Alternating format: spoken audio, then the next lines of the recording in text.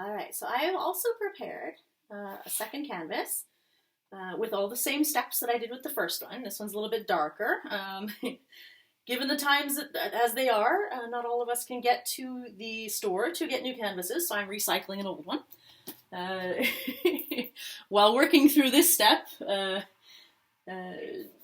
we've decided to do a separate workshop on recycling paintings, I think so. That's going to have to be something, because I can imagine a lot of us are going to end up doing it. So what I'm going to do with this one is I'm going to demonstrate the full body version as opposed to just doing the portrait of your sumptuous self, because there are those of us who have body issues, and this is a wonderful way to work through a few of those in a safe and nurturing way. And one of the easiest ways is to start with whatever you have with your colors that you've chosen, the portal that you've created, and then you flip it to whichever direction you feel like might be a full body that's spread out and dancing. I like to do them dancing with a little bit of, a little bit of groove going on, because our sumptuous selves are usually pretty happy-go-lucky ladies. And you don't have to worry about painting hands or feet, so don't worry about that, because a lot of people have trouble with it. Not a problem. That's not what we're doing here. We're not getting caught up in those details. So I'm just going to place her face where I feel like it might be. And I feel she might be a 3/4. So you literally just do like a little thing for the forehead, and then a little cheek, and then down to the jaw. And it'll change, so don't worry about getting it perfect. It's not a big deal. And it's going to be a little bit of a shorter line for the eye in the back. A little bit longer, the closer spot. You take your eyebrows, same as we did with the face. Draw it down, but instead of being in the middle of the face, it's going to be here. And down, and then she's probably going to have like a little bit of a nose. And then her mouth, again, will be a little bit off to that side. But again, no details yet, just basically creating a map for her face. And you can take her neck and a shoulder. And you can take the neck on the other side and go up.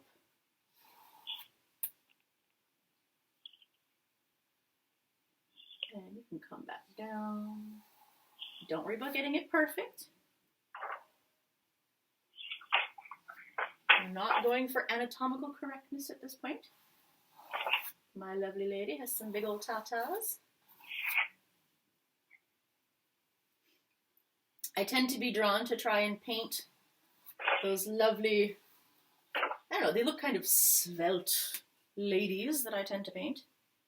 But for me, I'm trying to convince myself to do the more voluptuous type. So she's going to have a little bit here and a little bit here. Gonna have some nice rolls, maybe a belly button.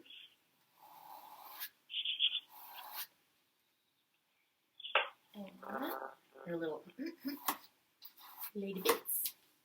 And again, doesn't have to be anatomical. No perfection here. Some nice big old thighs, good girl. I left a little bit of room at the top. You actually can go all the way up to the top and just start your neck here and do your shoulders out, and you don't even have to do a face if you don't want to. You can literally just do the body, and that's totally fine. I just felt like she needed a face on mine. And then, just as we did with the portrait version, you can come in and either do hair, or you can do symbols, lines. You can think about if it wants to be leaves. I kind of feel like her hair is just kind of all sorts of everywhere. Wild. I think it might actually be leaves that are happening in this one, because she feels very tree-y to me. And right now I'm just mapping it out. So again, there doesn't have to be any kind of perfection or any specificity.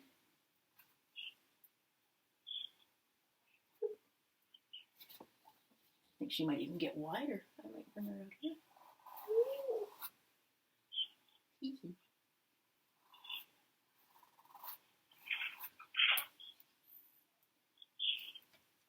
Some of my issues revolve around my little belly roll, as you can see, this lovely thing right here. The 40s have been very kind to help me fill out in places that I don't necessarily like to fill out. So I try to confront those when doing my painting.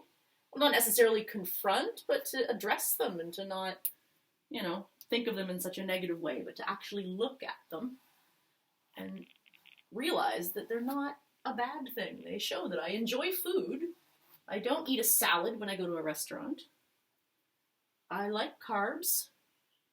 I honestly don't think I could give them up if I wanted to. And I'm at a point in my life where I don't feel the need to have the discomfort of being hungry all the time. I've had that enough in my life. I don't need it anymore. So for me, some of my issues will center around that little belly, I can imagine.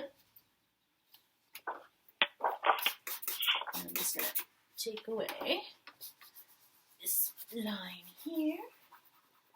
It's one of the nice things about acrylics. Before it dries, you can really get in there and kind of take some paper towel and your fingers and whatever you want to use. And it'll blend with whatever's not completely dry yet, which is fun.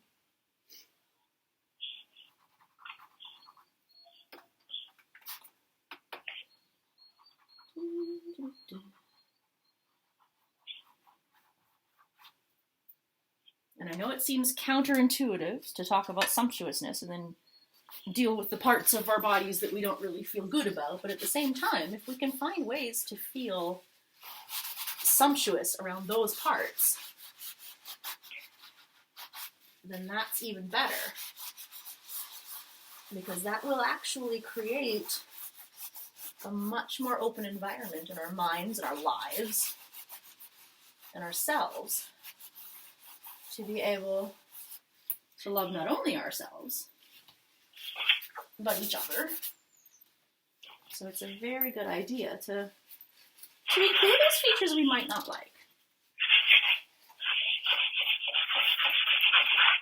I've had some ladies who have they've had mastectomies, and they have included in their paintings, you know, a scar or the missing breasts. They've included the flat portions of their chest where their breasts used to be, because they have issues around that. When we get into the symbolism of stuff, we can add all sorts of different things. But for now, we're just sort of planning out where she might be on the canvas. I feel like her face might move somewhere, but we'll see what happens. So, and that is the beginning of the full body version of your sumptuous self. If you want to deal with more than just thoughts and ideas and getting out of your head, getting more into your full body as it is, as opposed to as we'd like them to be, then that's where we're going to be going with this version. So we'll see you again soon.